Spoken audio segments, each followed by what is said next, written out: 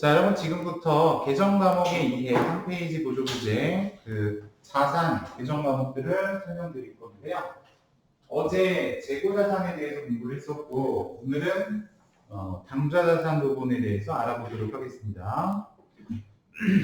당좌자산이라는 것이 가장 유동성이 높은 자산들을 의미하죠. 그래서 현금으로 바뀌는 게 제일 빨리 바뀐다 그래서 얘가 유동성이 제일 높아요. 자, 그 중에 보면 현금이 있죠, 현금. 현금이라는 말은 우리가 그냥 일상생활에서 쓰지만 회계에서는 현금의 범위가 더 넓어요. 그래서 더 넓게 현금으로 인정하고 있는데 거기 보시면 지폐와 주화가 있죠. 지폐나 주화. 요거는 지폐는 종이돈이고 주화는 동전이고 그래서 그런 것들은 실제로도 현금이지만 회계상으로도 현금이 된다는 거. 통화대용증권이라는 게 있죠. 두 번째. 통화대용증권은 통화가 현금을 말하는데요. 통화. 영어로 캐시. 그래서 통화, 현금 대신에 쓸 수 있는 증서들. 빨리 현금으로 바뀐 것들. 그래서 카드 찍으셨어요? 네. 그래서 그런 것들 우리가 현금이라고 하고 있다 이거죠. 그리고 세 번째로 자기압수표가 있어요. 자기압수표. 자기압수표는 여러분 은행에서 발행하는 수표를 말하는데 지금 개정 과목에 대해서 얘기하고 있죠. 현금이 여러 가지가 있는데 자기압수표다. 이거는 여러분 은행에서 발행을 해주는 거예요. 은행이 발행합니다. 은행 업무 볼 때 은행에서 돈 찾을 때 여러분 고객님 돈은 어떻게 드릴까요? 현금으로 드릴까요? 수표로 드릴까요? 그랬을 때 수표로 주세요. 하면 그때 발행되는 수표가 자기압 수표예요. 근데 왜 이름이 자기압이란 말이 붙었냐면 발행하는 사람이 은행이죠. 야 이거 내가 발행해 줄 테니까 내 앞으로 갖고 와. 그럼 내가 언제든지 돈으로 바꿔줄게. 그 뜻이에요. 내 앞으로. 내 앞으로 갖고 와봐. 그럼 언제든지 바꿔줄 테니까. 그래서 이름이 자기압수표고 이거는 언제든지 현금으로 교환이 되기 때문에 그냥 현금으로 분류한다. 그 밖에 은행이 또 발행하는 수표가 몇 가지가 있는데 자기압수표도 있고 가계수표라든가 송금수표라든가 이런 것들도 모두 은행이 발행을 해주는 수표들이에요. 그래서 얘네들도 현금으로 우리가 처리하고 있어요. 회계상 현금으로 분류됩니다.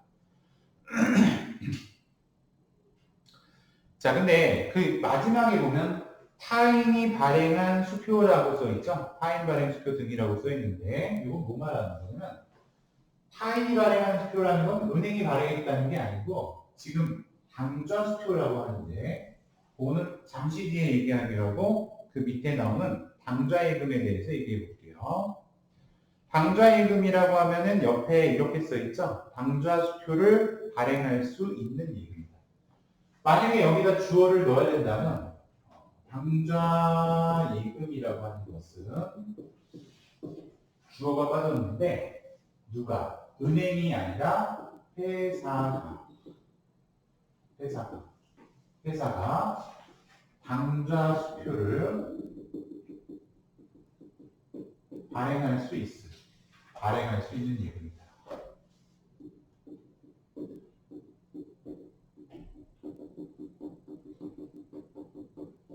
그러니까 무슨 말이냐면 내가 예금 계좌 중에 당좌예금이라는 계좌를 개설하게 되면은 내가 수표용지를 받는 거예요. 은행이 수표용지를 줘요. 너 이거 가져가라. 해서 사무실에다가 수표용지를 보관하고 있다가 필요할 때 내가 금액을 적어서 주는 거예요. 그럼 수표 발행을 은행이 안 하고 내가 할 수 있게끔 해요. 내가. 그 점이 다른 점인데 은행에서 수표를 발행하는 게 아니라 회사가 발행할 수 있다는 게 특징이요. 그런데 그러면은 이 결제가 어떻게 이루어지는지 한번 볼 건데요. 당좌수표가 있을 때, 잘 생각해 보세요. 제가요, 여러분들에게 당좌수표를 발행해 줬다고 생각해 봐요. 예를 들어,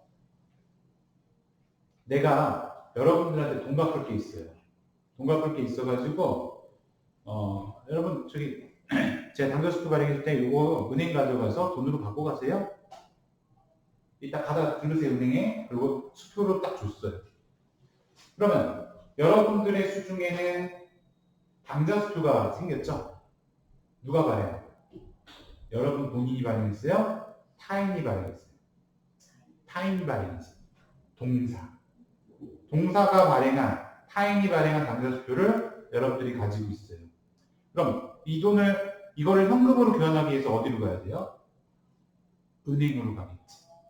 그래서 은행에 가갖고 저 이거 수표인데 현금으로 교환해 주세요. 그러면은 은행 직원이 어떻게 하겠어요? 고객님 잠시만 확인할게요. 그러고서 보고서 맞네요. 그러고서 내 통장에서 돈 뽑아갖고 여러분들한테 준다는 거예요.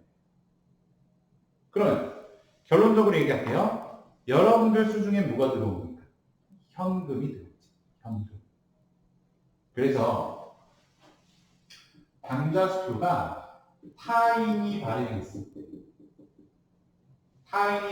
때, 동사, 타인이 발행했을 때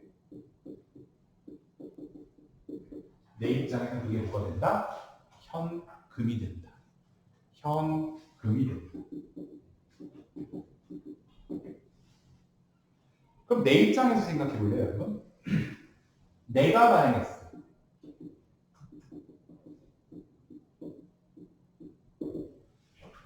내가 발행했을 때는 나는 뭐가 될까요?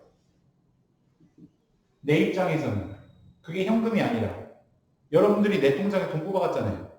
그러니까 나는 당좌예금 계좌에서 돈이 빠져나가겠지. 그래서 나는 당좌예금이라고 처리하는 거예요.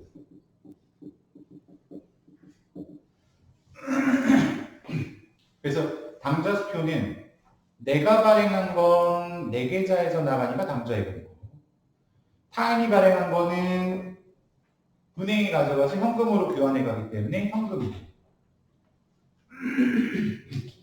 기억해 주세요. 순서를 내가 평상시랑 좀 다르겠는데, 당사는 당좌예금, 동사는 현금, 당당도는 이렇게 된다는 점. 내가 발행한 거 당좌예금, 타인이 발행한 거 현금이다. 그래서 현금의 맨 마지막에 이런 말 쓰였죠. 타인 발행 수표 등, 타인이 발행한 수표. 당좌란 말이 없어도 타인 발행이라는 건 당좌 수표를 말하는 거예요. 내려가 볼까요? 당좌예금. 당좌예금은 당좌 수표 발행할 수 있는 예금이고 언제든지 입금과 출금을 할 수 있어요. 다만 특별하게 수표까지 발행할 수 있다는 점이 더 특이한 점입니다. 그 다음에 밑에 보면 보통예금이라는 거 보이시죠, 여러분? 보통예금은 우리가 예금계좌 가지고 있는 것들이 그냥 보통예금이에요. 원할 때 입금하고 원할 때 출금할 수 있는 예금. 그래서 이렇게 내가 원하면 언제든지 입금, 출금이 가능한 예금을 통틀어서 요구불 예금이라고 불러요. 요구불 예금. 그래서 당좌예금이나 보통예금들은 여기에 포함되는 거죠. 요구불 예금. 요구불이 뭐야? 불. 지불해준다. 야, 너 이거 돈 갖고 있어봐. 그리고 내가 요구하면 나 줘야 돼. 이거죠. 그래서 요구불 예금이라고 통틀어서 그렇게 불러요. 자, 그러면 아래로 내려가 볼게요. 자, 그 아래 보면은 단기매매 증권이라는 거 보이시죠? 단기매매 증권은 내가 여러분 여유자금이 생겼을 때 여러분 혹시 주식 투자해 본 적 있어요, 여러분? 주식 투자. 주식에 투자를 했을 때를 말해요. 단기간에 여유자금이 있을 때 그 주식 투자를 했을 때 이거를 단기매매 증권이라고 부릅니다. 뭐 주식뿐만 아니라 이제 채권도 해당이 되는데 그렇게 얘기하면 좀 복잡하니까 주식 투자했을 때라고 생각해 주세요. 자, 그리고 아래에 보면 외상 매출금이라는 말이 있죠. 이거는 반대되는 말이 있을 수 있어서 자산과 부채를 비교해서 반대 계정 과목과 비교해 볼게요. 자, 내가 상대방에게 물건을 팔았는데 아직 돈을 못 받았어요. 나중에 준대. 그러면 이걸 외상 매출금이라고 해요.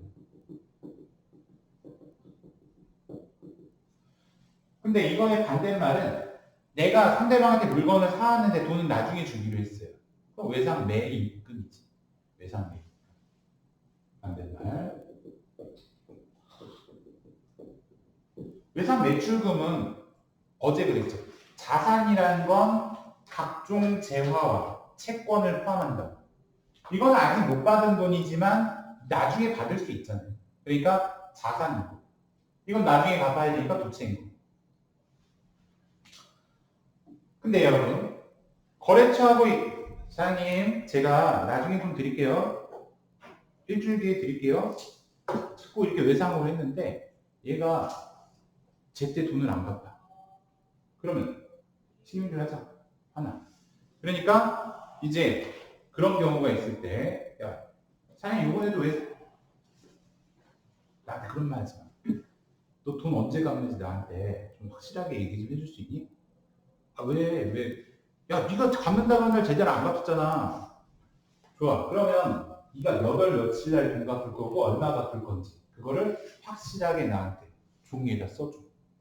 해서 발행되는 증서를 어음이라고 해요. 약속어음. 약속어음이라고 부르는데, 그러니까 일반적인 외상거래는 우리가 뭐 증서가 따로 없는 거예요. 외상으로 언제 드릴게요? 근데 약속어음이라는 것은 몇 월 며칠 날 어느 장소에서 얼마의 금액을 드리겠습니다. 이런 걸 구체적으로 명시해 놓은 증서입니다. 알았죠?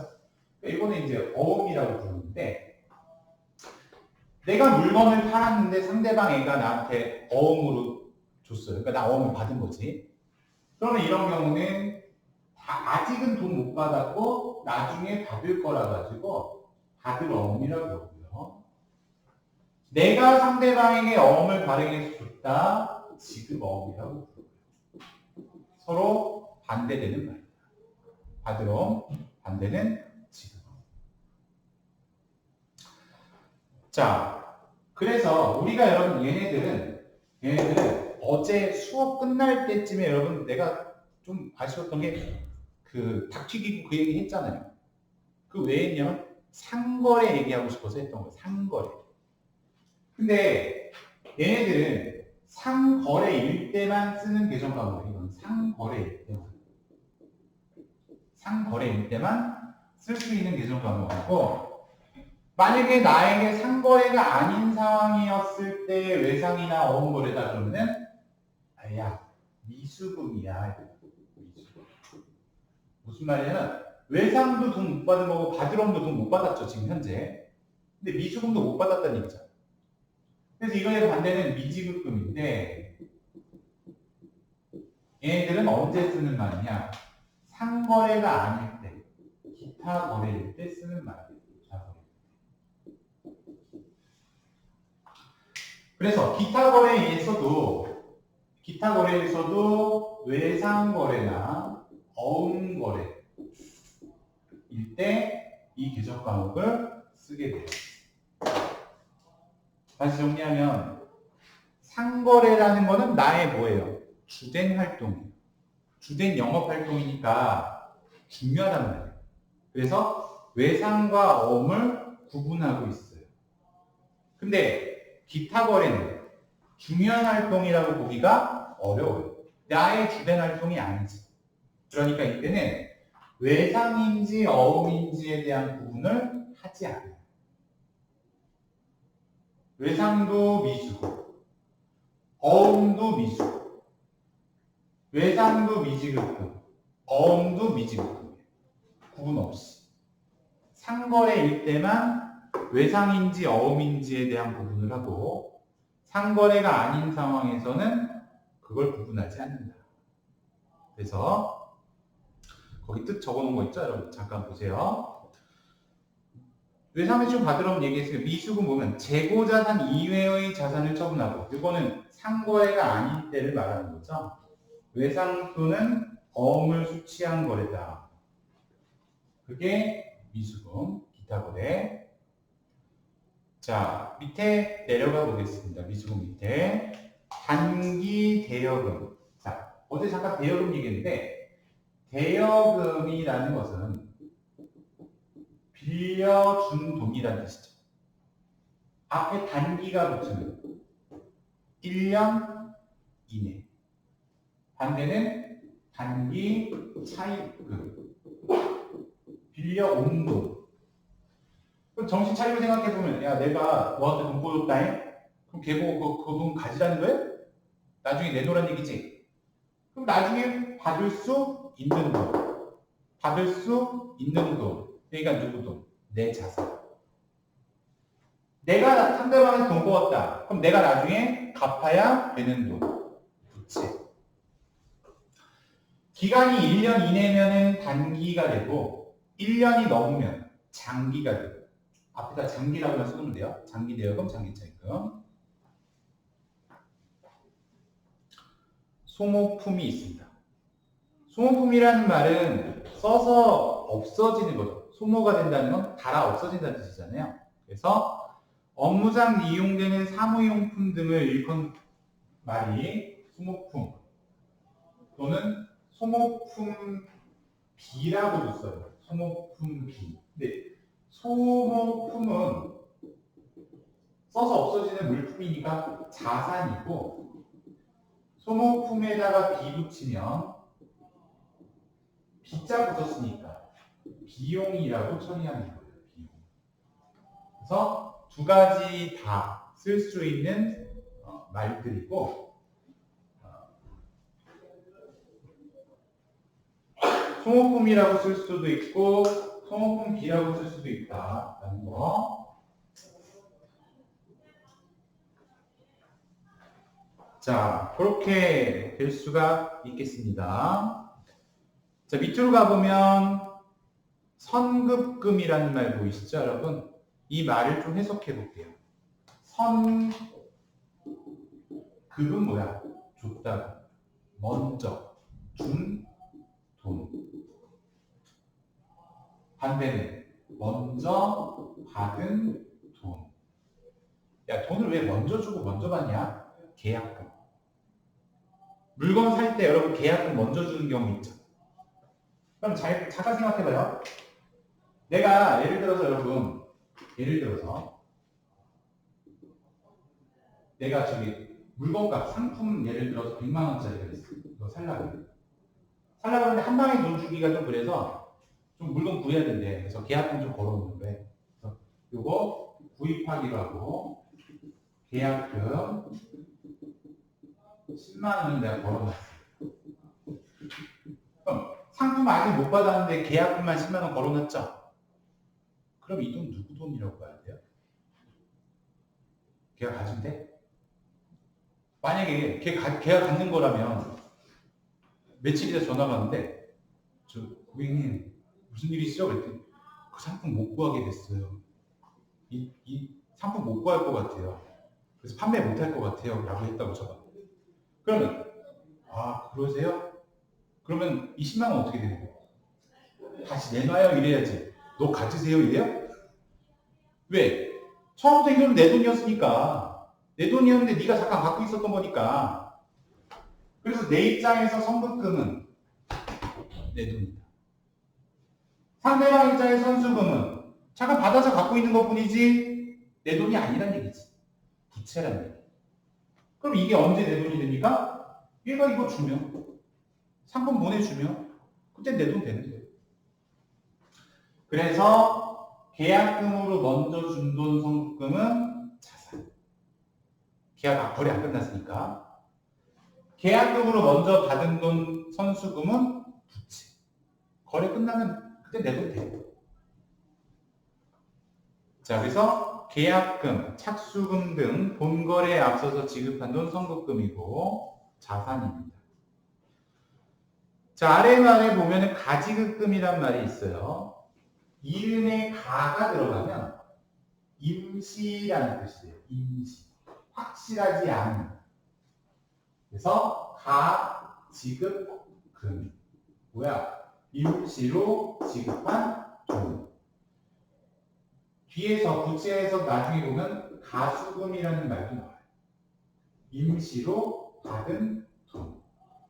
그래서 이렇게 가가 들어갔다는 건 야, 내가 지금 처리할 게 좀 마땅한 게 없어서 그런데 잠깐 그냥 임시로 처리할게.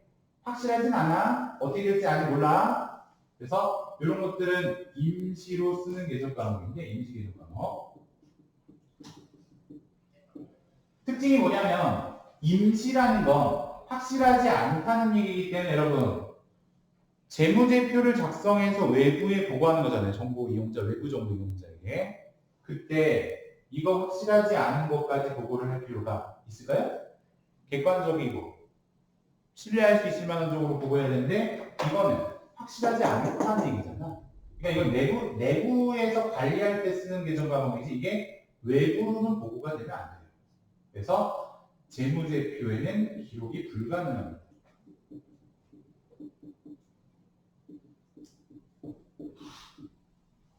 내부 관리용 계정 과목이라고 이해하시면 되겠죠. 외부에는 쓸 수 없는 거. 외부에 보고하기 전에는 그러니까 어떻게 해야 돼? 없애버려야 되겠지. 그래서 가지급금, 가수금인데 설명을 보면 가지급금은 출처나 금액이 아직 확정되지 않은 상태에서 준 돈이다 이렇게 돼 있죠. 아직 내가 이거를 돈을 써긴 썼는데 이게 어떻게 처리가 될지 정확하지 않다 이거예요. 주로 언제 많이 쓰냐면 직원의 출장비를 먼저 선지급해 줬을 때. 출장 갔다 와서 나중에 정산하기로 하고 돈을 미리 지급해 주는 경우 있죠. 그럴 때 많이 써요. 사후 정산을 목적으로 출장비를 미리 지급해 주는 경우 가지급금이라는 계정 과목을 쓰고 있다. 자, 그러면 이제 여러분 우리 밑으로 좀 내려가 볼까요? 재고자산 어제 했으니까요. 자, 비유동자산으로 내려가 보겠습니다. 자, 첫 번째 보면은 투자자산이 있고 투자 목적이라고 했었죠. 정기예금, 정기적금. 뭐 이자 받으려고 내가 저 예금 같은 데 넣어놓는 걸 말해요. 근데 얘네들은 여러분 기본적으로 비유동자산이니까 만기가 1년 이상이 되는 거예요. 1년 이상. 그래서 1년 이상 투자 목적으로 보유하는 것들 중에 정기예금, 정기적금. 별로 중요한 건 아닌데 정기예금과 정기적금은 어떤 차이가 있는지 알아요? 안 중요한데. 정기예금은 한 번밖에 못 넣고 적금은 다달이 뭐 정기적으로 넣는 거죠. 그 차이. 자, 두 번째 보니까 이상한 게 있죠. 특정 현금과 예금이라는 게 있는데 설명 보면 당좌 거래의 개설을 위해 은행에 납부한 보증금이다라고 써 있습니다. 무슨 말이야? 아까 여러분 당좌 거래 얘기를 좀 해볼게요. 당좌 수표. 제가요. 아까 그 상황으로 가보겠습니다. 여러분들한테 당좌 수표를 발행해서 줬어요. 그럼 아까 어디로 가야 돼요? 은행으로 가야 된다 그랬지. 돈 찾으러 은행에 갔는데 이거 돈으로 바꿔주세요 그랬더니 이상한 일이 발생했어요. 은행 직원이 그런 거예요. 고객님, 이거 지급 거절되셨어요. 무슨 말이에요 그게? 내가 만약에 여러분들한테 수표 발행해서 계좌에 돈이 들어있어야지 이렇게 출금이 될 거 아니에요. 근데 내가 계좌에 잔액이 없는 거예요. 못 주지. 그래서 그걸 부도수표요. 부도수표. 내가 돈 준다 그래 놓고 기껏 은행에 가봤더니 통장에 돈이 없네? 그러면 지급이 안 될 거 아니에요. 그래서 뭐야 이거 이상한데? 전화하겠죠? 거기 명함에 있는 전화를 했어요. 그랬더니 뭐래? 지금 거신 번호 없는 번호 이게 나옵니다. 사기꾼이에요. 도망간 거예요. 이런 일들이 발생하면은 안 되잖아요. 그러니까 이런 걸 방지하기 위해서 여러분 우리 어떻게 해야 되는 거예요? 처음에 당좌 거래를 할 때, 당좌 이동을 개설할 때는 너 사고 치지 말라고 보증금을 내라는 거예요. 보증금. 그래서 보증금을 내고 계좌를 만들어 주는데 그때 보증금을 특정 현금과 예금이라고 부른다. 알았죠? 이 돈은 그러니까 누구 돈이에요? 내 거지. 나중에 내가 이거 계좌 해지하면 돌려받을 돈이 되기 때문에 자산인 거예요. 자, 밑으로 가보겠습니다. 장기 대여금. 장기자 나왔다. 그러니까 이거는 1년 이상 빌려준 돈이고 자산이죠. 반대말은 장기 차입금. 자, 그리고 투자 부동산이라는 거 보여요. 투자 부동산. 부동산이라면은 여러분 땅 그리고 건물 같은 것들인데 투자 목적이었을 때 투자 부동산이라고 하는 겁니다. 투자 목적이었을 때. 그럼 투자 목적이 아닌 경우는 어떻게 됩니까? 그랬을 때 밑에 유형자산 있죠? 유형자산은 영업을 목적으로 부여하는 자산들이기 때문에 토지라 그래요. 토지. 땅은 토지. 그 다음에 건물은 건물이라고 그러고요. 다시 정리할게요. 내가 사업에 이용하려고 땅을 갖고 있어요. 토지. 사업에 이용하려고 건물을 가지고 있어요. 건물. 근데 사업 목적이 아니라 투자 목적으로 가지고 있어요. 투자 부동산. 그럼 하나 더 할까요? 저 건물 내가 팔려고 가지고 있어. 팔려고. 나 뭐 하는 건데? 부동산 업자. 그럼 저거 팔려고 그래요. 그럼 뭐예요? 상품 재고자산. 투자 목적이 아니라 판매 목적이니까 상품이 될 거예요. 그러니까 똑같이 생긴 거라도 목적이 뭐냐에 따라서 달라진다는 얘기죠. 판매 목적이면 상품, 투자 목적이면 투자 부동산, 쓸라 그러면은 건물. 자, 그 다음에 밑에 보면 구축물이라는 거 보이시죠? 자주 쓰이는 과목은 아니에요. 근데 건물하고 구축물을 합치면 건축물이라고 불러요. 건축물. 그러니까 건물을 제외하고 사람이 건설을 통해서 완성된 것들, 나머지는 다 구축물이 되는 거예요. 그러니까 뭐 예를 들면은 다리를 만드는 경우 있죠. 교량. 터널을 만든다거나 도로를 만든다거나 이런 식으로 만들어지는 것들 구축물이라고 부릅니다.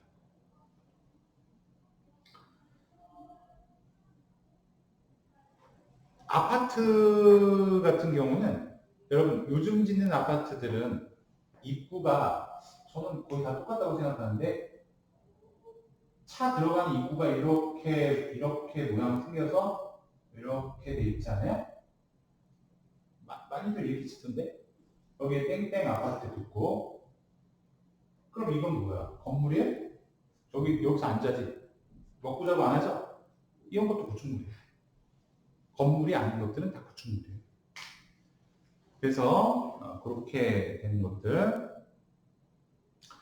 기계장치 보이죠? 기계장치는 공장에서 물건 만들 때 기계가 돌리면 기계장치라고 그러고 차량 운반구는 자동차 말하는 거기도 하고 육상 운송수단을 통틀어서 차량 운반구라고 해요. 그래서 옆에 보이죠? 영업활동에 사용하는 트럭이거나 승용차, 오토바이, 승합차 등 육상으로 다니는 건 다 자전거 뭐 다 포함돼요. 킥보드, 수레 이런 것들도 전부 차량 운반구가 됩니다. 비품이에요. 밑에는 비품. 비품은 영업활동에 사용되는 책상, 의자, 직기류 등이기 때문에 여러분 얘는 무슨 자산이죠? 지금 유형자산이고 비유동자산이죠? 오래 쓰는 것들이어야 돼요. 그러니까 책상 같은 거 오래 쓰죠? 컴퓨터, 냉난방 장치, 빔 프로젝트, 책상, 의자 이런 것들은 다 비품이 되는데 왜 이런 거 있죠? 볼펜이라든가 종이 이런 것들은 소모품이라고 해야 된다는 거. 자, 무형자산이라고 했을 때는 종류가 뭐가 있나 보면은 종류는 사실은 이거보다 많은데 그 중에 중요하다고 생각하는 몇 가지만 여기다 적어둔 거예요. 첫 번째 영업권. 영업권이라 그러면 기업 간 인수나 합병 시 합치는 거죠. 인수하거나 인수되는 기업 보유하고 있던 무형의 권리다. 피인수 기업이 보유하고 있던 무형의 권리라고 얘기하는데 당하는 거죠. 그래서 보통은 여러분 이거 일상생활에서 뭐라고 부르냐면 권리금이라고 불러요. 권리금. 프리미엄. 가게 인수할 때 여러분 권리금을 지급해야 되는 경우가 있거든요. 그게 회계에서는 영업권이라고 부르는 거예요. 자, 그 다음에 두 번째 보면 산업재산권. 산업재산권이라고 하면은 특허권, 실용신화권, 의장권, 상표권 이런 여러 가지의 무형의 권리들을 통틀어서 산업재산권이라고 부릅니다. 개발비는 특이한 점이 여러분 이름에 비 들어간 게 특이한 점이죠. 비 들어가는 비용이라고 해야 되는데 자산으로 분류된다는 거. 개발비. 어떨 때 쓰냐면 신제품이나 신기술 등을 개발해서 자산으로 인식 가능한 것이다 라고 되어 있는데 그러니까 내가 신기술 개발이나 신제품 개발을 성공했을 때 나타나는 계정 과목이다 이렇게 보시면 됩니다. 자, 다음 장에 가보면은 기타 비유동자산이 있겠고요. 여기서는 한 가지 알아둘 게 임차 보증금. 보증금 아까 내 돈이라 그랬잖아요. 묻어놓은 거. 돌려받을 돈이니까.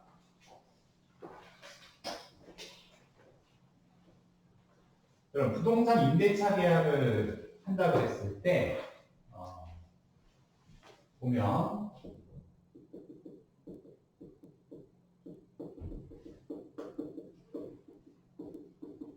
임대차 거래를 한다고 했을 때 임차인이 있고 이 반대가 임대인이에요. 임차인이 누구냐? 이 사람은 세입자. 빌려 쓰는 사람은 말이에요. 세입자. 빌려 쓰는 사람. 근데 임대인은 누구야? 빌려준 사람이죠. 우리가 흔히 얘기하는 건물주.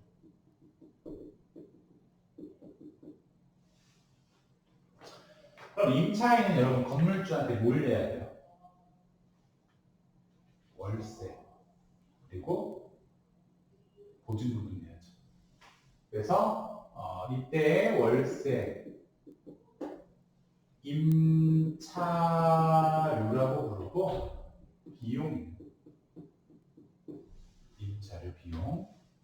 그러니까 얘는 얘한테 받는 돈 임대료라고 부르고 수익이에요. 근데 이게 좀 슬픈 얘기일 수는 있는데 여러분 내가 임차인인데 세대로 살다가 가게가 장사 들게 안 돼요. 그래갖고 월세가 밀렸어요. 그리고서 집주인이 나중에 와보니까 얘가 켰어. 월세 안 내고. 그럼 집주인 손해보잖아요. 그런 것들, 그런 일들이 생기니까 어떻게? 보증금을 걷는 거예요. 보증금. 사실 보증금은 정상적인 경우는 나중에 돌려받고 나가면 되는데 어차피 내 돈 낸 거니까 근데 월세 밀리면 어떻게 돼? 집주인이 다달이 까는 거예요. 까고 나중에 그거 다 까면 진짜 나가야 되는 거예요. 더 이상 못 깔 게 없으니까.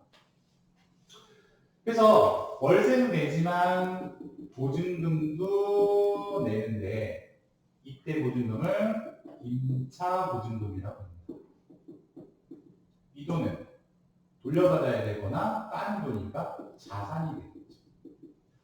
근데 A 입장에서는 먼저 받았지만 얘가 나간다 그러면 돌려줘야 되잖아요. 임대 보증금은 부채가 되는 거죠.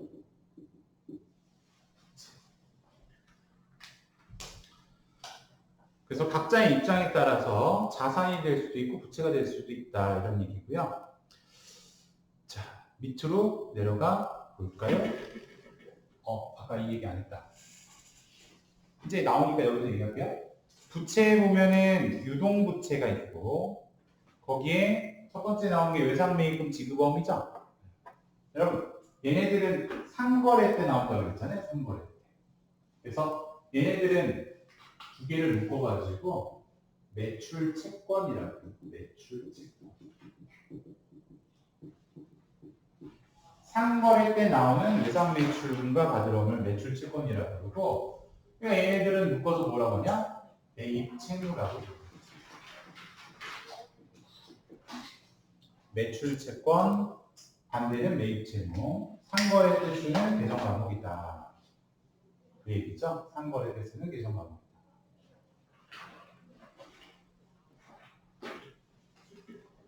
두 개를 묶어서 부르는 말이에요. 두 개 묶어서 매출 채권, 반대는 매입 채무.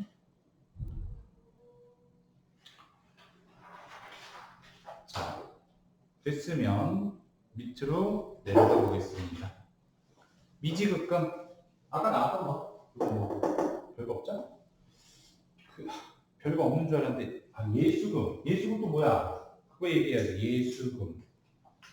자, 오늘 날씨 어때요 여러분? 저 밖에 못 나가봤어요. 아침 올 때 되고 좋아요? 진짜? 오늘 항상 뭐 그런 거 아니에요? 심해요? 날이 따뜻하고? 어제 일기예보를 보는데 그 황사가 있을 거라고 예보가 있었습니다.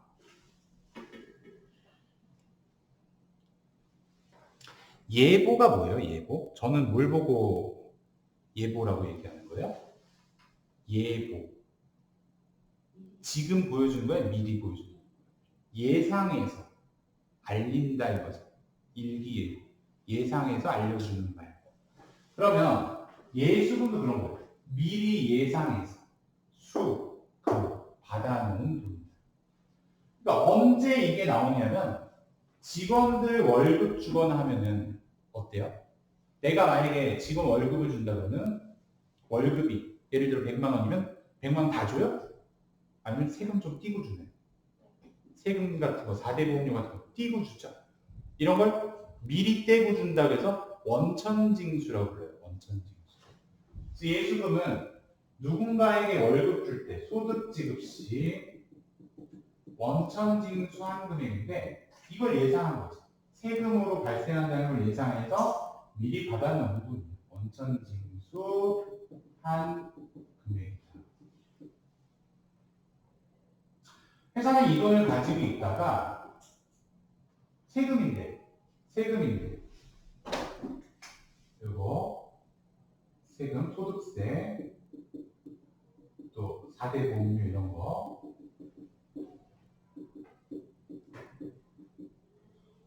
근로자 부담금을 말해요. 근로자 부담금. 그럼 이거 내가 잠깐 네 월급에서 까고 갖고 있어요. 근데 이거 내가 받는 게 아니라 어떻게 하는 거야? 나도 내야 되잖아요. 나중에. 그래서 이건 앞으로 나갈 돈이니까 부채인데 나갈 돈 언제 나가냐? 다음 달 10일에 나가요. 다음 달 10일이 이거 나가는 날이에요. 알고 계세요? 자, 그래서 예수금이다.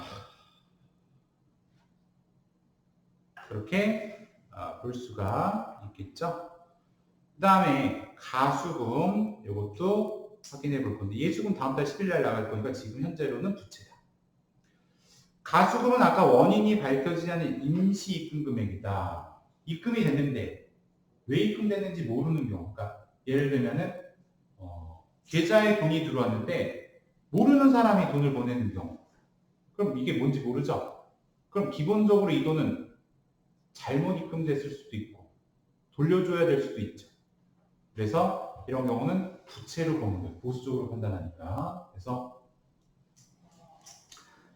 가수금은 임시입금 금액이니까 옆에다 임시계정 과목이라고 적어 놓으시면 되겠습니다. 재무제표의 표시를 할 수 없는 계정 과목이죠. 관리 용도로는 쓸 수 있지만 재무제표의 상에는 기재해 줄 수 없는 과목이다. 자, 그리고 선수금. 아까 있었죠, 여러분? 선급금의 반대말 선수금. 계약금으로 미리 받은 돈이니까 이거는 부채가 되는 거죠. 그리고 단기 차입금, 단기 대여금의 반대말 차입금. 그래서 나중에 갚아야 되는 돈이다라는 뜻이에요. 자, 밑으로 가서 비유동 부채를 살펴볼 건데 여기서부터는 1년 이상이죠, 만기가. 그래서 사채. 사채는 회사의 장기적인 자금 조달 목적으로 발행되는 만기 1년 이상의 채무증권이라고 되어 있는데, 만약에 여러분 회사가 돈이 필요해서 사람들한테 돈을 빌려서 발행해주는 증서를 사채라고 부르고, 국가가 돈이 필요하면 사람들한테, 국민들한테 돈을 빌리고 발행하는 증서 부채. 공공기관이나 또 지방자치단체에서 발행하는 공채, 뭐 이런 것들이라고 불러요. 국공채. 그래서 회사가 발행하면 사채라고 부른다. 근데 통상적으로 이런 것들은 만기가 1년 이상이 되기 때문에 비유동 부채로 분류가 된다는 점. 자, 그리고 밑에 내려가 볼게요. 장기 차입금이 있습니다. 장기 차입금은 1년 이상의 차입금이 되겠죠. 그래서 만기가 1년 넘는 것들. 퇴직급여 충당부채라고 하는 게 있어요. 요거는 여러분 직원 퇴직금이라고 생각을 하면, 퇴직금 여러분 아시죠? 회사 다니면은 1년 동안 근무를 하면 한 달분의 월급이 퇴직금으로 적립이 돼야 돼요. 2년 단위, 2달치, 3년 단위, 3달치죠? 이런 식으로 쌓이다 보면은 오래 다닌 사람들은 많이 쌓이겠죠? 그런데 회사가 돈을 갑자기 주려고 그러면 돈이 있어요? 없지. 목돈인데. 그러니까 어떻게 해야 돼? 평상시에 모아놓지 않으면 지급이 어렵겠죠? 그래서 이렇게 미리서부터 예상하고 모아놓은 돈을 퇴직급여 충당부채라고 부르고 있습니다. 언젠가 나가야 되는 돈이니까 부채가 되는 거고, 기본적으로 1년 이상 시간이 걸리기 때문에 비유동 부채로 분류가 되고 있어요. 자, 그리고 밑에 자본이라는 거 보이는데요. 자본은 제가 5개 적어놨는데 이 5가지 항목이 지금 다 필요 없거든요. 그래서 여러분들은 지금 자본금에 대해서만 얘기를 하고 갈게요. 자본금. 자산은 무슨 얘기했는데 자본이 뭐냐? 자본금이 뭐냐? 그러면 자본은 순자산이잖아요. 회사 입장에서 따지는 거예요. 회사 입장에서 순수 자산은 뭐냐? 이거는 회사에 투자된 돈을 말해요. 회사에 투자된 돈. 회사가 빌려온 돈은 뭐예요? 부채지, 부채. 만기가 있죠. 투자된 돈은 만기가 없죠. 그래서 이거는 만기가 없는 거예요. 그 투자된 금액을 자본금이라고 부르는데, 투자랑 같은 말이 출자라고 해요. 출자. 출자금, 투자금은 비슷한 말이라고 생각해도 돼요. 그래서 회사에 돈이 출자가 됐다, 투자가 됐다, 이렇게 이해하시면 되겠고요. 자본금이라고 처리한다라는 거죠. 자본금. 여기까지가 재무상태표 개정 과목에 대한 것들인데,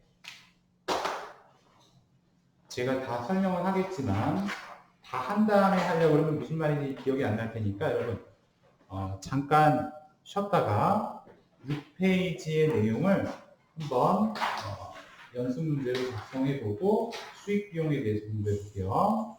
잠시 쉬었다 할게요. 이렇게 구분을 하기가 좀 힘들었던 기억이 있어요. 공부하다가. 이게 현금 자본이라고 말해도 되는 거 아니야? 이런 생각을 했던 적이 있는데, 계정 과목 중에 자본은 자본금 말고 없어요. 고민하지 말라고요. 자산인지 부채인지만 구분을 하고 자본은 자본금밖에 없다. 그러니까 그런 거 이해하시고 3번으로 가보겠습니다. 3번은 계산기를 이용하면 좋을 것 같은데 3번에 1번은 자산이 얼마냐라는 거죠. 자산은 부채 더하기 자본이죠. 그러면 120만원, 230만원 더하면 350인가요? 1번 가로에 350만원 적고 2번 자산이 500만원이고 자본이 400만원이면 부채는 얼마라는 얘기예요? 100만원이라는 뜻이죠. 그 다음에 3번 자산이 430만원 부채가 150만원 430에서 빼기 150 해볼까요? 280만원 자본은 280만원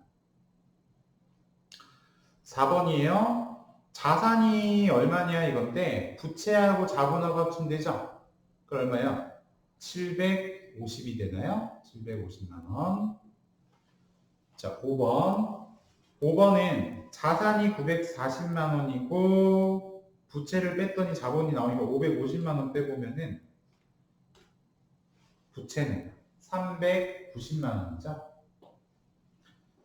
자 그리고 6번 870만원 자산에서 부채 420만원을 빼보면 자본은 450만원이다. 이런 얘기죠. 그래서 3번까지 해봤고요. 4번 내용을 여기 재무제표 상태표 미리 또 쓰려고 하면 시간이 오래 걸릴 것 같아서 미리 적어놨는데 자산인 거 다 여기다 적었어요. 왼쪽에 부채 그 다음에 자본은 자본금밖에 없다 그랬죠. 자본금이 얼마니 나보고 그러면 어떻게 구하면 되는지 알아볼게요. 자산 총액에서 부채를 빼면 나머지가 자본이라는 얘기죠. 해볼까요? 현금이 54만원 47만원의 상품 그 다음에 차입금 60 여기 그 다음에 건물 90 받으러 외상 매입금 35 받으러음이 25 차입금 50 어디 갔어? 대여금 눈이 대여금이 50 그 다음에 미지급금 18만원 그리고 당좌예금 72만원 외상매출금 83만원 그리고 지급원 61만원 그러면 차변하고 대변하고 똑같아야 된다는 얘기잖아요. 왼쪽 오른쪽 자 왼쪽 다 더해보면 54만원 47만원 90만원 25만원 50만원 72만원 83만원 얼마 나왔어요? 이거 맞아요 여러분? 제가 계산기 있어야 된다 그랬죠? 이럴 때 자랑하면서 쓰는 거예요. 그러면 여기도 421만원 있어야 되잖아요. 양쪽 똑같아야 된다며. 근데 얘네들끼리 합치면 421이 안 될 거 아니에요. 그래서 빼주면 되죠. 60만원 35만원 18만원 61만원 174만원밖에 안 돼요. 3개가 얼마 보시려나? 421만원 빼보면 247만원 247만원 맞죠? 이렇게 해서 양쪽 다 금액이 똑같게 됐다. 지금까지 했던 게 뭐예요? 재무, 상태표, 자산, 부채, 자본에 관한 내용들 얘기를 했던 거예요. 자, 다시 수익과 비용에 대한 개정 과목들 설명을 하러 다시 돌아가 볼 건데요, 여러분. 다시 보조 교재 4페이지로 넘어가 주시고요. 보조 교재 4페이지. 손익계산서의 정의에 대해서는 어제 얘기를 했던 것 같은데, 손익계산서 작성 원칙에 대한 거 잠깐 얘기를 해볼게요, 여러분.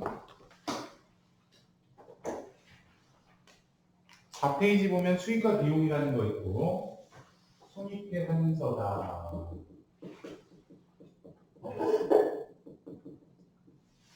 손익계산서는 어제 일정 기간 동안의 경영 성과를 나타내는 겁니다. 여기에는 수익과 비용이 있습니다. 그 얘기했었죠? 수익 빼기 비용이 플러스가 나오면 이익이고 당기순이익, 마이너스가 나오면 당기순손실이 됩니다. 라고 얘기했고, 보통은 그러니까 총수익에서 총 비용을 뺐을 때 이게 뭐 당기순이익이다 이런 거예요. 플러스인 경우.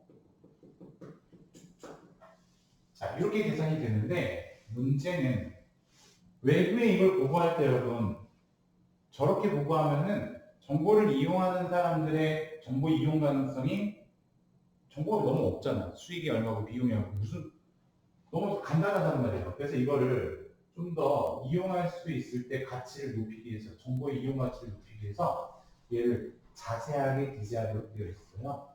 그래서 이거를 손익계산서 실제로 어떻게 되어 있냐면 여러분들 보조 교재 10페이지에 나와 있는데요. 그 부분을 잠시 참고해 주세요. 페이지 10페이지 보조 교재를 보시면은 거기 나와 있고 참고하시면 되는데, 지난번에 여러분 수익은 회사에서 뭘 해야 수익이 발생한다고 그랬냐면 매출액이라고 그랬죠. 매출액. 나는 그럼 이거 빼기 매출 원가. 내가 판매한 거에서 원가를 뺀 것을 매출 총이익이라고 부릅니다. 그 다음에 여기서 판매비와 관리비를 빼면 줄여서 판관비, 그걸 영업이익이라고 불러요. 영업이익은 그러니까 여러분 원가를 빼고 판매 관리비를 뺀 돈을 말하기 때문에 실제로는 회사에서 자기네들 실적 발표를 할 때 요즘은 영업이익으로 발표를 해요. 그래서 당기순이익으로 발표하는 경우는 많지 않고요. 대부분의 회사들이 영업이익으로 자기들 실적을 발표하기 때문에 어떤 의미인지 잘 알아둘 필요가 있어요. 자, 여기에 영업의 수익을 더해주고 영업의 비용을 빼줍니다. 그러면 여기에다가 나온 것이 법인세 비용 차감전 순이익이고, 개인기업은 소득세 비용 차감전 순이익이라고 그러고, 법인기업은 법인세 비용 차감전 순이익이라고 그러고, 그러니까 이 말이 무슨 말이냐면 이 법인세나 소득세라고 하는 것은 법인이 벌어들인 소득에 대한 세금이고, 개인이 벌어들인 소득에 대한 세금은 소득세라고 부르는데, 그러한 세금까지를 다 뺐을 때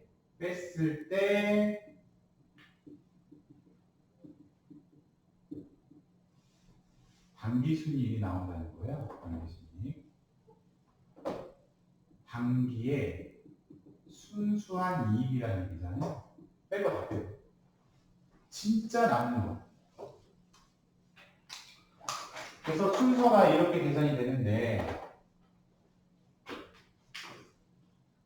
이런 식으로 표시를 해줘야 된다는 거예요. 손익계산서 작성을 할 때는 이런 식으로, 야 이렇게 보고하지 마. 이렇게 이거 뭐 보고 알겠냐 야?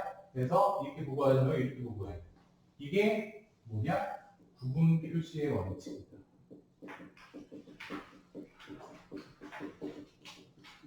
어제 재무상태표는 유동성 대응법이 있다라고 얘기했었죠. 근데 얘는 이런 식으로 구분해서 표시하도록 우리가 명시하고 있다라는 거예요.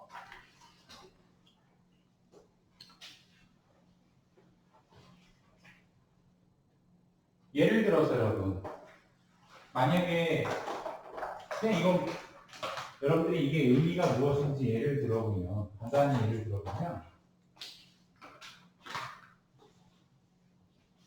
제가 만약에 옷가게를 한다고 생각해 볼게요. 옷가게. 옷가게 하면은 뭘 해야 내가 돈을 버냐면 옷 팔아야 되죠. 옷. 여기 의류 매출을 한 거예요. 의류 매출.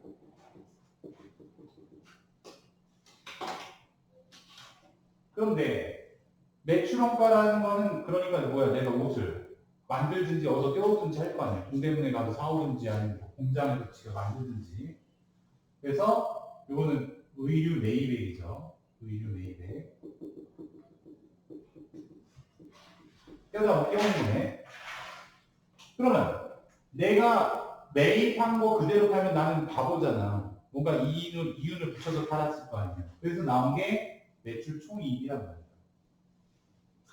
근데 우리 매장에 여러분 나 혼자 거기 매장 매일 거기 다 죽치고 있을 수가 없어요. 그래서 직원도 고용해요. 직원 인건비, 급여. 그 다음에 월세 내야 돼.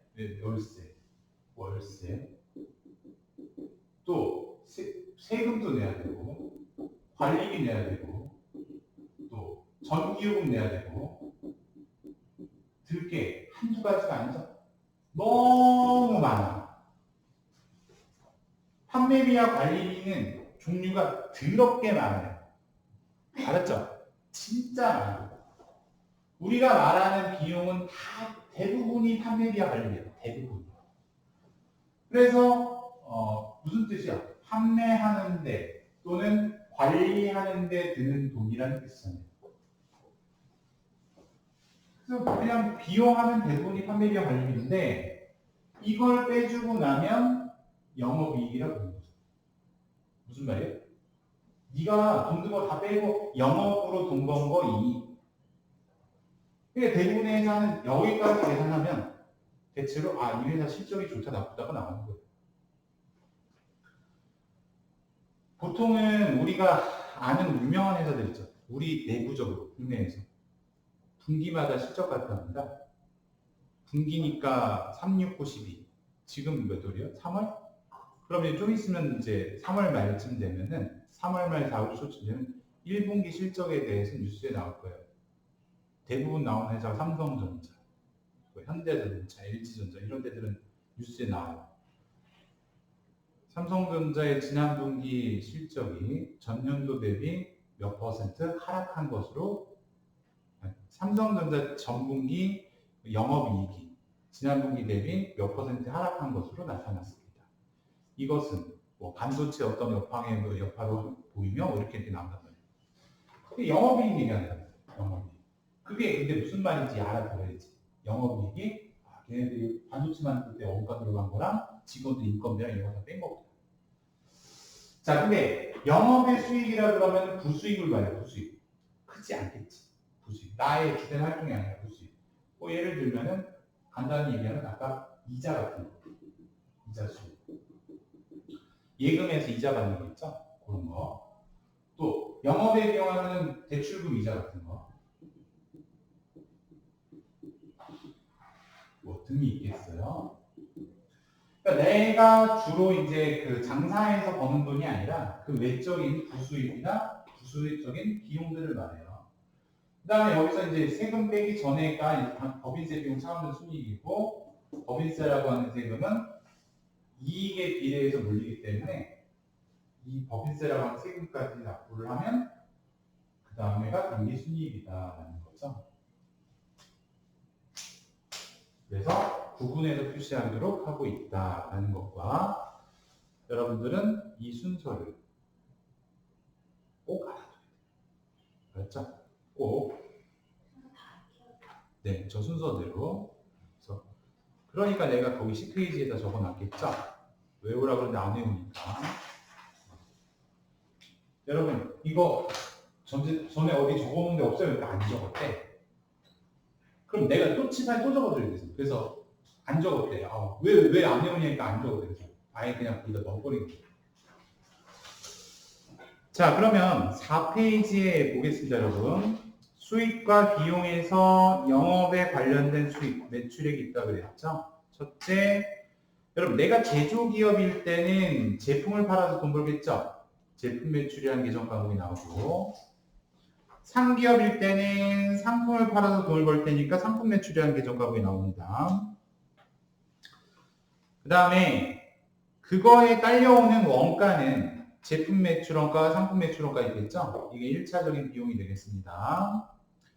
그 다음에 이제 판매비와 관리비가 오는데요. 여기서부터 이제 주된 비용들이 되겠죠? 첫 번째 나오는 급여. 급여는 종업원 월급을 말하는데, 종업원 월급.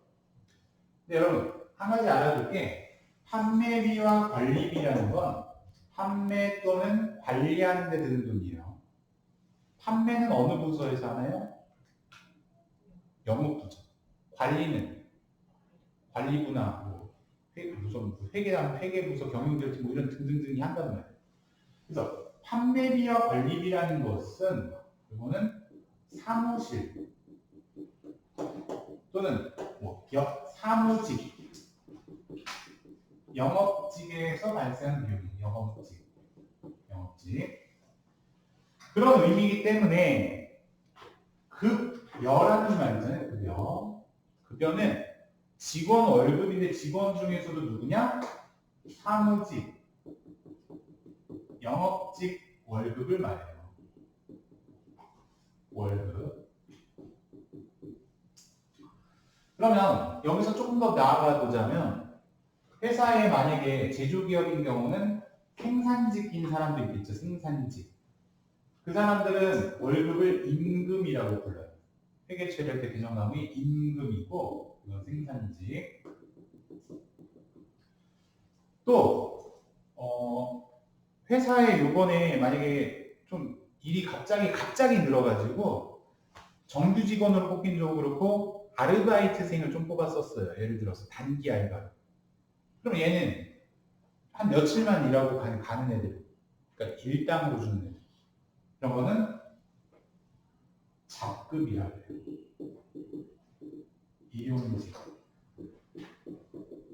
일용직. 보통 법적으로는 일용직은 여러분 3개월 이상 같은 고용주에게 고용되지 않은 자를 일용직이라고 해요. 3개월 이상 쓰면은 이제 일용직으로 보지 않습니다. 잡급. 이거는 가끔 시험에 나올 때도 있더라고요. 급여하고 잡급. 이 생산직은 여러분 회계 2급 단계에서 안 나오고 1급 공부할 때 생산직이 나오니까 이렇게 알고 계시고. 자, 두 번째 밑으로 내려가 볼게요. 퇴직급여, 직원 퇴직금을 말하는 거죠. 직원 퇴직금. 더 얘기할 거 없고. 복리후생비. 복리후생이라는 것은 누구의 복리냐? 직원의 복리 향상을 위해서 회사가 돈을 쓰는 걸 말하기 때문에 뭐 예를 들면 직원을 위해서 돈 쓴 거. 생일 선물을 사줬다거나 뭐 회식을 했다거나 또 등등이죠. 뭐. 야유회를 간다거나 뭐 등등. 자, 그래서 직원을 위해서 돈을 쓰는 경우 복리후생비다. 근데 여러분, 회사 직원한테 돈 쓰면 복리후생비고 다른 회사 직원한테 돈 쓰면 뭐라 그러는지 알아요? 접대비인데 접대비라는 말이 요즘엔 없어졌어요. 그래서 그 밑에 보면 기업 업무 추진비라고 써 있죠. 왜 바꿨는지 모르겠지만 말이 너무 길어요. 그래서 기업 업무 추진비라는 말, 과거의 접대비였어요. 그래서 대상이 우리 직원이 아니라 타 회사 직원일 때 뭐 금품을 제공하거나 식사를 제공하거나 이런 것들은 기업 업무 추진비라고 합니다. 중간에 낑겨 있는 거 임차료 보이시죠? 아까 임차료, 반대말 임대료 기억할 수 있겠고. 자, 5페이지로 넘어가 보면은 통신비 있죠? 통신비. 전화요금. 통신하는 거니까 여러분 전화요금 같은 거 있죠. 휴대폰 요금이나 인터넷 요금 같은 거. 또 넓게 해석하면은 편지 보내는 것도 연락하려고 보내는 거죠. 편지, 우표 사는 거, 엽서 사는 거 이런 거. 다 통신비예요. 인터넷 요금 이런 것까지. 내려가서 되겠죠? 교육훈련비입니다. 교육훈련비는 직원을 교육시키는 데 드는 돈을 말해요. 만약에 이제 회사에서 여러분, 야, 너 좀 배우고 와야 되겠다 해서 직원 교육을 위해서 돈을 대줬다면 교육훈련비라고 처리할 수 있겠죠?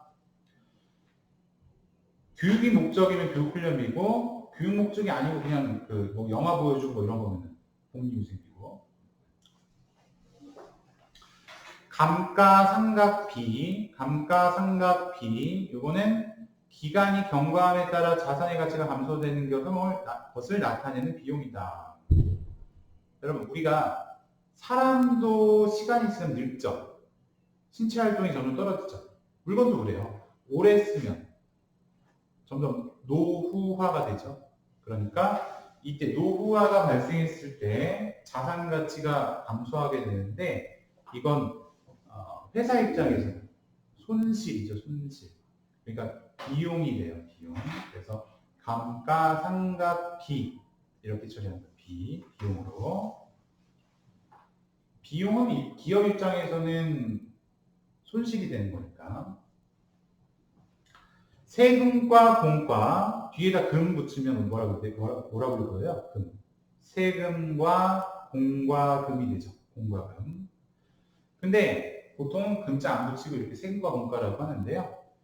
주로 언제 쓰이냐? 각종 지방세 납부. 지방세 그러면 여러분 우리가 보통은 지방세 그러면 지방자치단체에 납부하는 세금인데, 지방세 그러면 제일 많이 흔하게 나오는 게 재산세, 또 자동차세 뭐 이런 것들은 등이 있겠죠. 그래서 이런 것들은 세금과 공과라고 처리해요. 재산세, 자동차세 이런 것들.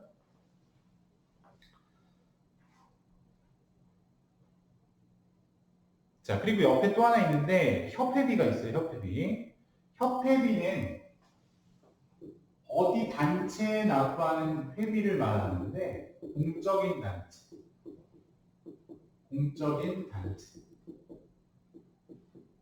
단체에 납부하는 회비다.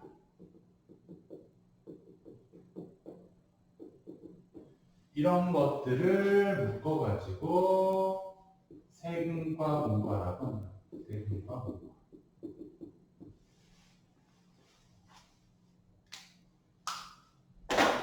나 친구 모임하는데 저기 회비. 야, 이번에 우리 놀러 가잖아. 거기 회비. 야, 이런 거는 세금과 공과라고 하면 안 돼요. 개인적인 거. 자, 그렇게 하고요. 여러분 밑으로 가볼게요. 공적인 단체에 납부하는 회비는, 그래서 예를 들면 여러분 적십자 회비나 적십자 회비, 그리고 뭐 상공회의소 회비 이런 것들이 가끔 이제 이런 예시로 나오기도 해요. 세금과 밑으로 가보겠습니다. 광고 선전비가 있죠? 무슨 말이에요? 광고할 때 드는 돈이잖아요. 광고는 불특정 다수를 상대로 광고하기 때문에 광고 선전비 특정인을 대상으로 하지 않는다는 점, 불특정 다수를 상대로 광고한다. 광고 선전비. 밑으로 가서 대손이라는 말은 어제 잠깐 얘기했는데 돈 떼내키는 것도 대손이라고 해요. 여러분, 내가 누군가에게 그 돈을 나중에 받기로 하고 빌려주거나 외상으로 거래했거나 했을 때 못 받으면 대손이 돼요. 그래서 대손 발생했을 때 나타나는 계정 과목, 대손, 상각비, 역시 비용이죠. 비용은 회사 입장에서는 손실로 보는 거다. 여비교통비가 있습니다. 여비교통비는 직원의 출장비, 외근비 이런 것들이요. 근데 알아둬야 될 게 출장 가면은 멀리 가는 경우죠. 가까운 데 가면 교통비밖에 안 들지만 출장 가서 쓰는 돈, 멀리 가는 어디는 거예요? 비행기 타고 있어요. 그러면 교통비하고 얘가 비행기 타고 가는데 며칠 있다 온대요. 그럼 저기 노숙하라 그럴 수 없죠. 박스 좀 잘 깔고 자라고 그럴 수가 없으니까 숙박비 들어요. 숙박비. 가서 밥은 먹어야 될 거 아니에요. 그래서 식비 이런 것들이 다 여비교통비 여기에 포함이 되는 거예요. 알았죠? 근데 얘가 출장 가갖고 이 돈 외에 거래처랑 만나갖고 좀 돈 쓴 게 있네? 그럼 여기에 보면 거래처랑 식사하는 그거는 기업 업무수입니다. 그래서 교통비, 식비, 숙박비만 여비교통비라고 처리합니다. 자, 그렇게 하고요. 다음으로 넘어가 볼게요. 차량 유지비란 말 뭐예요? 그대로지 뭐. 자동차를 유지하는 데 드는 돈이니까 차량 수리비, 주유비 이런 것들 통틀어서 수리비나 유지비. 자, 자동차 고장 나면은 여러분 고쳐야 되죠? 그것도 차량 유지비가 되는데 자동차가 아닌 것들을 고치면은 수선비라고 해요. 밑에 있죠?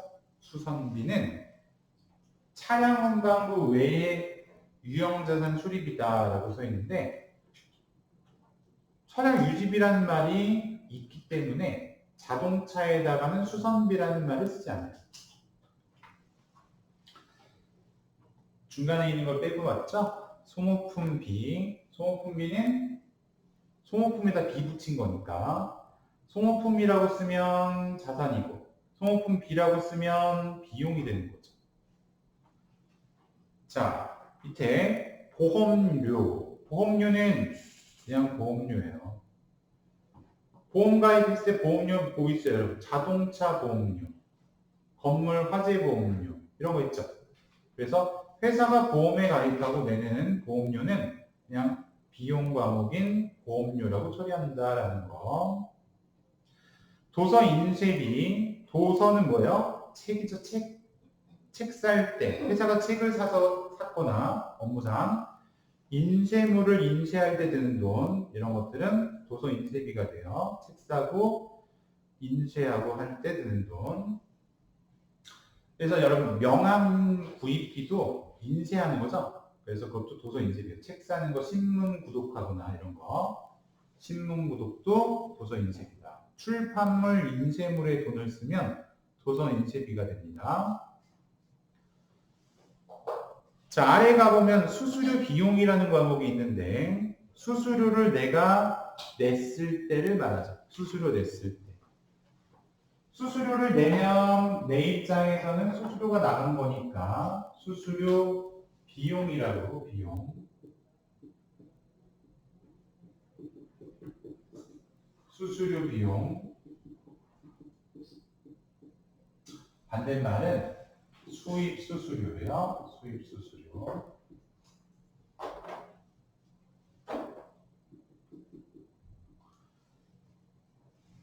수수료 비용이랑 지급 수수료랑 같은 말인데 이렇게도 쓸 수 있어요. 회계 프로그램에 나오는 거 기준으로 제가 여기다 적었기 때문에 프로그램에는 수수료 비용이라고 검색이 됩니다. 수입 수수료라고 검색이 됩니다. 근데 이거는 수수료 수입이라고도 쓸 수 있어요. 그럼 별로 그렇게 크게 의미 있는 내용은 아니니까 수수료를 줬을 때 수수료 비용, 받았을 때 수입 수수료. 아래에 내려가 보면 수도 광열비가 있습니다. 수도 광열. 잠깐만 정리해 보면 수도는 수도요금, 광열이 뭔지 알아요? 광은 저렇게 빛나는 걸 광열, 빛나는 거.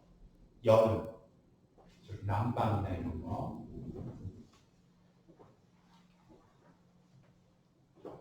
그래서 수도 광열비라 그러면 전반적으로 통틀어서 수도요금, 전기요금, 가스요금, 난방요금 이런 것들을 통틀어서 수도 광열비라고 하는 거예요. 수도, 잠깐만.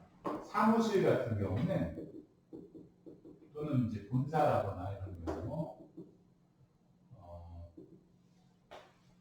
수도, 전기, 가스 뭐 이런 것들을 통틀어서 다 수도 광열비라고 합니다.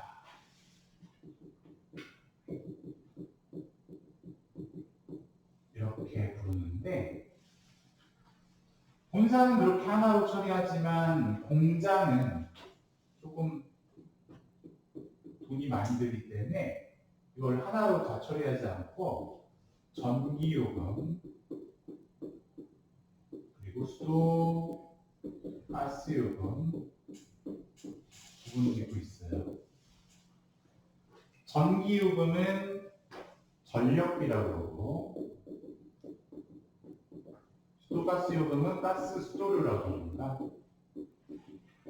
얘네들은 이제 본사에다가는 이런 말 안 쓰고 왜 이런 말이 이렇게 나눠졌냐면 공장은 돈이 많이 들죠. 본사는 기껏해야 이런 거랑 컴퓨터, 뭐 냉난방 이런 거잖아요. 그래서 돈이 상대적으로 공장보다는 적게 드니까 하나로 묶어서 쓸 수 있는데 공장은 돈이 많이 들니까 뭐 전기요금 뭐 몇 천만 원 이렇게 나올 수도 있잖아요. 그러니까 따로 구분해서 쓰고 있다. 한 가지 하나 더 여기 제가 안 적어놨는데 이거는 알아두면 좋을 것 같아서 하나 여기 더 추가로 설명하자면 건물 관리비라는 게 있어요. 이런 개정 과목이 있어요. 건물 관리비. 지금 이 건물도 여러분 화장실이나 이런 거 제가 청소하는 게 아니라 건물 관리인이 다 있거든요. 대신 관리비를 징수해요. 매달. 그래서 엘리베이터나 뭐 청소나 휴지 떨어지는 그런 것들 다 관리하고 있어요. 건물 전문 관리인이. 그래서 뭐 잘못되면 전화하죠. 뭐가 어떻게 됐어요? 그럼 그 사람이 왜 나한테 그래? 이렇게 얘기 못하지. 그 사람한테 내가 돈을 내고 있으니까. 그래서 건물 관리비. 자, 수도관이 있죠? 밑으로 가보면 여러분 운반비 있죠? 택배비, 운반비. 중요한 게 뭐냐면 운반비, 운반할 때 드는 돈인데 물건 살 때 운반비하고 매입할 때 팔 때 운반비는 그 처리를 다르게 하고 있거든요. 우리가 내가 만약에 여러분 저기 어디 그 쇼핑몰에서 5만 원짜리 저기 뭐 옷을 샀어요. 근데 배송비 2,500원이래. 그러면 돈 나갈 때 얼마 나가요? 52,500원 나가죠. 그럼 나는 옷값이 52,500원이고 옷값은 5만 원에 배송비 2,500원이 아니라 옷을 52,500원짜리 산 게 되는 거예요. 무슨 말이야? 매입할 때 운반비는 매입 자산 원가에 포함시킨다.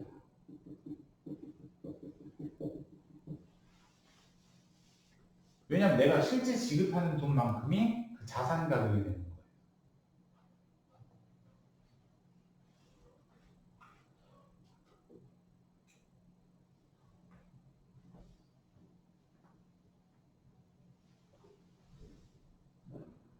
한 번은 케이블 타이라고 아세요? 플라스틱으로 되어서 이렇게 묶는 거. 그거를 많이도 필요 없고 한 개인가 두 개가 필요했거든요. 한 개나 두 개 정도만 있으면 딱 되는데 왜냐면 지금 잠깐 이거 좀 묶으려고 선 정리하는데 그래서 두 개 정도만 있으면 될 것 같아서 인터넷을 딱 검색해봤더니 얼마였더라? 한 포장지 하나에 되게 오래전 얘기인데 그때 1,000원, 1,500원 이 정도 했던 것 같아요. 뭐 알았어, 별로 안 비싸네 그러고서 마트에 갔어요. 마트 가서 별로 안 그 가격 차이 별로 안 나면 그냥 좀 돈 더 주더라도 사야지 그러고서 마트에 갔는데 케이블 타이를 찾았더니 포장이 좀 큰데 5,000원을 받는 거예요. 아이씨, 이거 비싸. 나 지금 1,500원 알아보고 왔는데. 그래서, 여기서 사지 말아야겠다. 그리고 집에 갔어요. 그러고서, 아까 내가 검색했던 거 다시 결제해야지. 그리고 딱 주문하러 갔더니, 이거는 1,500원인데, 배송비 3,500원이라는 거야. 아니, 가만히 이게 뭐, 말이 돼? 어떻게 물건값보다 배송비가 더 비싸? 이렇게 생각이 드는데. 결론은, 여기서 사, 저기서 사나 5,000원이었던 얘기죠. 그러니까 결론은 내가 살 때 든 돈이 다 그 물건값이 된다는 얘기예요. 그래서 매입할 때 운반비 들어가면 운반비라고 하지 않고 포함시켜버린다. 대신 매출할 때는 달라요. 이거는 판매할 때는 운반비는 그냥 운반비라고 써요. 운반비. 비용 처리한다. 비용이다. 그래서 운반비 이 말을 내가 입 밖에 내는 경우는 매출할 때다. 매입할 때는 운반비가 들어도 운반비란 말을 쓰지 않는다. 그런 얘기.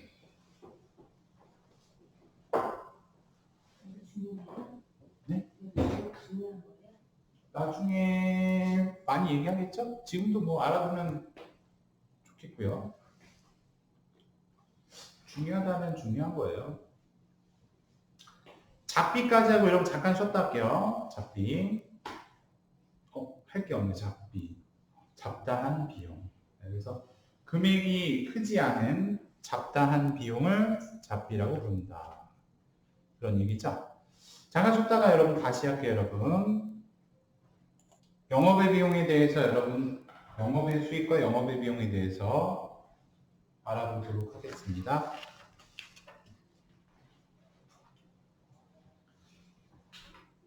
5페이지 보시면요.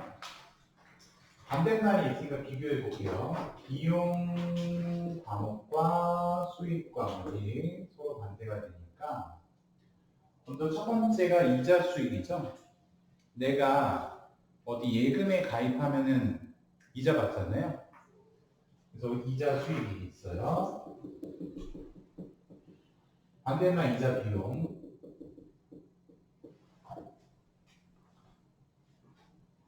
대출이자 내면 이자 비용, 이자 받으면 이자 수익. 그 다음에 두 번째 보면 배당금 수익이란 말 보이시죠? 아까 주식 얘기를 잠깐 했는데 주식에 투자하면은 이익이 났을 때 회사가 배당금이라는 걸 줘요.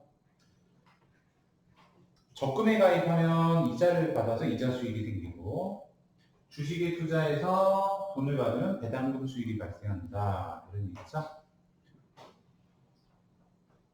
세 번째 임대료, 아까 임차료랑 비교했었죠? 임차료 반대말 임대료. 수입 수수료는 수수료를 받았을 때다. 자, 그 다음에 이제 나오는 게 단기매매 증권에 관한 개정 과목이 나오는데 비교해 볼 거예요, 여러분. 먼저 단기매매 증권. 단기매매 증권. 회사가 주식 투자했을 때라고 그랬죠.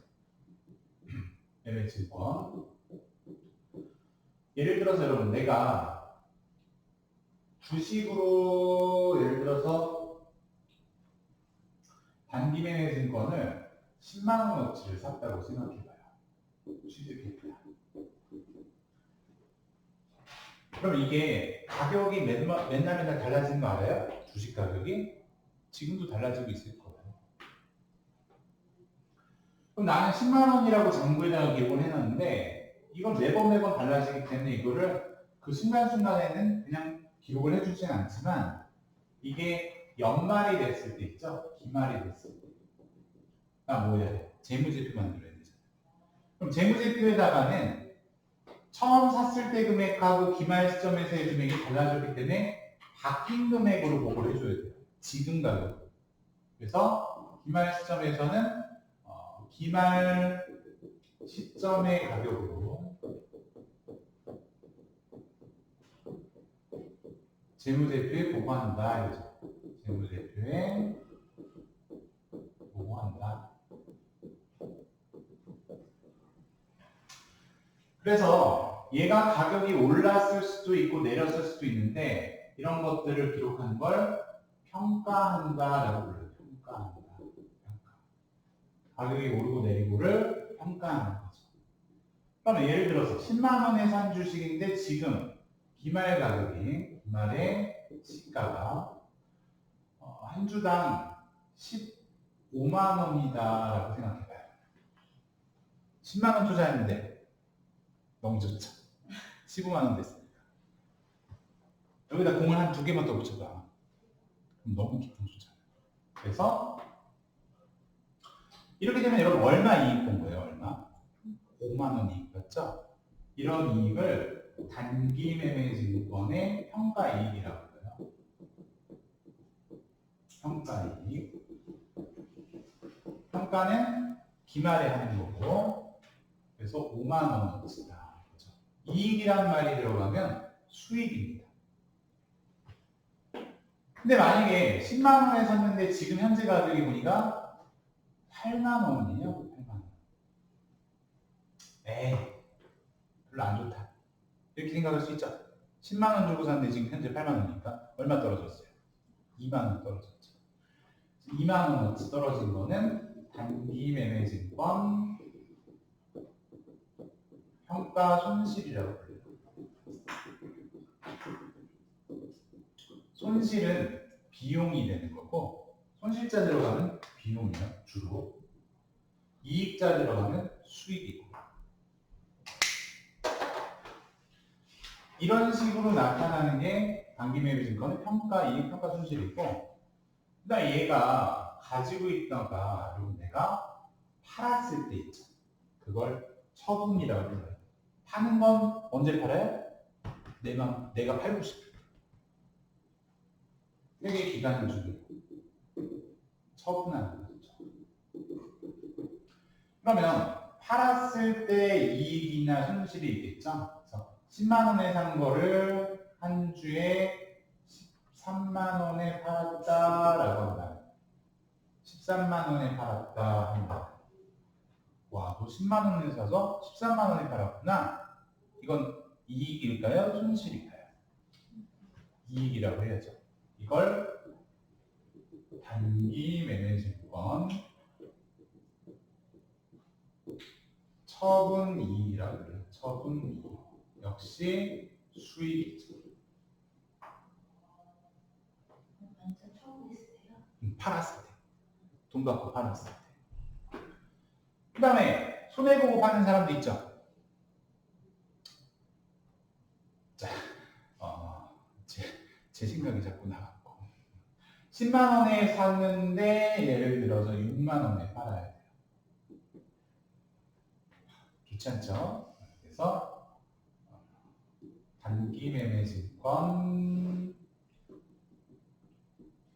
처분 손실이다. 그래서 금액은 4만 원 손해받네요. 그죠? 똑같아요. 이익이란 말이 들어가 있으면 수익이고, 손실이란 말이 들어가 있으면 비용이고. 별로 어렵지 않죠? 자, 그 아래에 내려가 볼 건데요. 아래에 내려가 보면 유형자산 처분 이익과 또 반대말은 유형자산 처분 손실이라는 말이 있어요. 근데 이거는 앞에서 유형자산 하면 여러분 토지, 뭐 건물, 기계장치 이런 것들이 있었는데 그거를 팔아서 비싸게 팔았으면 처분 이익이라고 그러고 싸게 팔았으면 처분 손실이라고 부른다. 이런 뜻이에요. 특이하게 더 얘기할 게 없으니까 아래로 가보겠습니다. 유형자산 처분이익 밑에 보니까 자비익이라는 거 보이죠? 자비익. 그거는 작다란 이익이니까 수익이고, 반대말은 잡손실. 잡손실 반대는 자비. 길 가다 여러분 돈 주워본 적 있어요? 얼마 주셨어요? 5만 원 주셨어요? 500원? 다 자비이죠. 그렇죠? 저도 사실은 오늘 출근하다가 10,000원 주셨어요. 아니 근데 사람이 웃긴 게 가다가 딱 보니까 알겠어 주는 거. 근데 왜 이렇게 두리번거리는 거야? 그럼 내가 싫어. 여기서 근데 마음속으로 또 그런 생각이 들어요. 아, 이거 원래 내 거인 것처럼 의견하게 행동해야 되겠다는 그런 생각. 근데 두리번거리게 돼요. 자, 그래서요, 여러분. 내가 잊어버린 사람이면 나는 잡손실. 내가 주순 사람이면 자비익. 뭐 그렇게 되겠죠? 자, 금액이 크지 않은 경우고요. 자, 밑에 볼게요. 이거는 좀 잘 안 쓰는 말이긴 한데 기억은 해두는 게 좋아요. 자산 수증 이익이다. 조금 어려운 말인데 수증이라는 말이 뭐냐? 증여를 받았다 이거예요. 증여 받아서 생기는 이익이다. 증여가 뭔지 알아요? 재산을 내가 이 사람한테 공짜로 주는 걸 증여라 그래요. 증여. 그래서 자산을 타인으로부터 공짜로 받으면, 무상으로 받으면 자산 수증 이익이라고 부른다. 그렇죠? 이런 일이 자주 있지 않지만 어쨌든 그 다음에 이거하고 세트로 뭐 하나 더 얘기하자면 채무 면제 이익이라는 게 있죠. 채무가 뭐냐면 의무죠. 갚아야 되는 빚, 의무. 없어지는 거죠. 면제니까. 야, 너 저기 빚 있는 거 알아? 깎아줄게. 빚 까줄게. 이렇게 되는 거죠. 그래서 너무 좋은 거죠. 채무가 없어져서 생기는 이익이다. 자, 그 다음에 이제 또 설명하려고 했더니 얘가 또 많이 막히는데요. 주식을 평가했을 때 이익이 아까 단기매매 증권이었다면 지금 밑에 나온 건 외화로 된 채권 채무에 대한 평가 그리고 처분 손익에 대한 얘기를 하게 되는데요. 밑에 외화 환산이익과 환산손실, 외환차익, 외환차손 어느 경우에 나오는지 한번 보겠습니다. 이번에는 내가 여러분 외화로 거래하는 게 있어요. 외화, 외상 매출금이 있습니다. 얼마냐고요? $10,000라고 할까요? $10,000? 내가 외상으로 물건 파는 게 $10,000가 있는데 그러면 이게 환율이 얼마냐 이거지. 그 당시 환율로 계산하니까 1달러에 1,000원이었다고 생각할게요. 1,000원이었다. 그럼 말하지 않아도 여러분 이거 1,000,000원이에요. 맞죠? 계산기 자랑하면서 1,000,000원으로 장부에 기록되어 있는 거예요, 이게.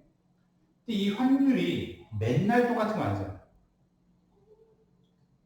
또 기말이 됐습니다. 그러면 연말에 또 재무제표 작성하려고 하는데 환율이 바뀌었는데 바뀐 걸로 해줘야 된다 이거지. 옛날 걸로 하면 안 되고 그 당시 환율로. 그래서 기말 시점에서 환율로 적용해줘야 된다 때 평가를 해줘야 된다 이거죠. 환율에 대한 평가. 그러면 이 당시의 환율이 1달러에 바뀌었다 이거예요. 얼마로? 1,450원이다. 그럼 내가 좋은 거야, 나쁜 거야? 좋은 거지. 1,000,000원인데 1,450만 원 받는다는 얘기잖아요. 지금 기준으로 따지면 1,000만 원이었는데 1,450만 원 더 받는 거니까 좋은 거죠. 450만 원. 그럼 이때를 외화 환산 이익이라고 불러요. 450만 원. 근데 만약에 환율이 1달러에 900원이면 좋지 않죠? 원래는 1,000만 원 받을 수 있다고 생각했는데 900만 원밖에 회수가 안 되는 상황이잖아요. 외화 환산 손실이라고 처리하고 100만 원이죠.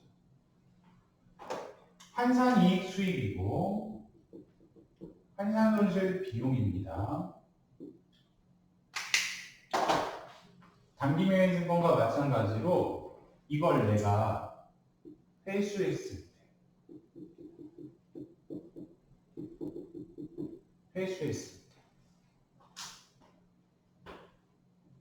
또 환율이 있죠.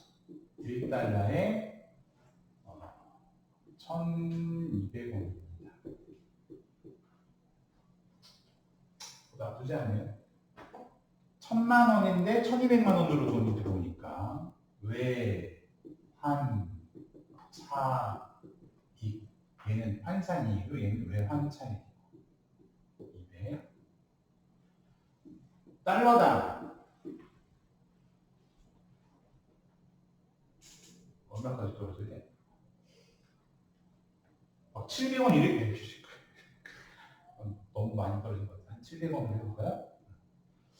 그래서 700원이다. 이런 경우는 있지 않겠지만, 그럼 나는 300만 원을 손해보는 거죠. 그래서 외환차손,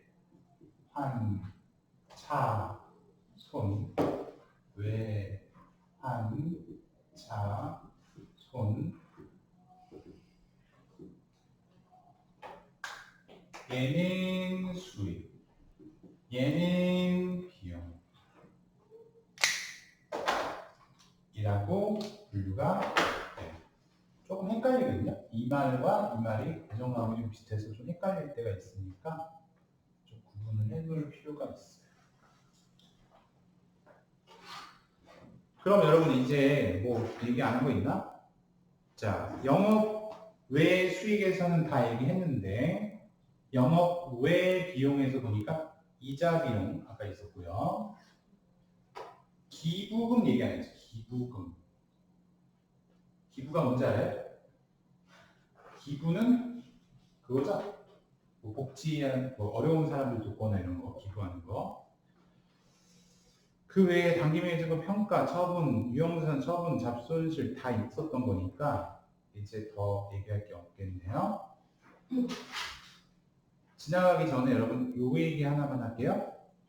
나중에 여러분들이 이제 문제 같은 걸 좀 풀다 보면은 판매비와 관리비랑 영업의 비용을 구분해야 될 때가 있을 거예요. 문제 풀다 보면. 네. 뭐 비용인 건 알겠는데 이게 판관비인지 영업의 비용인지 구분하기가 좀 어려울 때가 있어요. 그래서 제가 그냥 몇 가지만 얘기하자면 거기 첫 줄에 나오는 이자 비용 기부금 있죠. 이자 비용 기부금은 영업의 비용이라는 사실을 꼭 기억해 두시고 사업 외적으로 발생한다는 거. 거기 이자 비용하고 기부금 처음에 두 개 있잖아요. 그 두 개 기억하시고 무슨 처분 손실, 평가 손실 이런 거 있죠. 무슨 평가 처분 이런 거. 그런 애들은 다 영업의 비용이라고 기억해 두시면 좋을 것 같고 나중에 또 얘기할게요. 그렇죠? 기부금, 이자 비용은 영업의 비용이다. 자, 그럼 여러분 7페이지 이제 가서 우리가 지금 했던 내용들 복습해 볼 건데요. 7페이지하고 8페이지 위에 손익계산서 작성하는 게 있으니까요. 여러분 8페이지 위에까지만 한번 해보세요. 7페이지하고 8페이지 위에 부분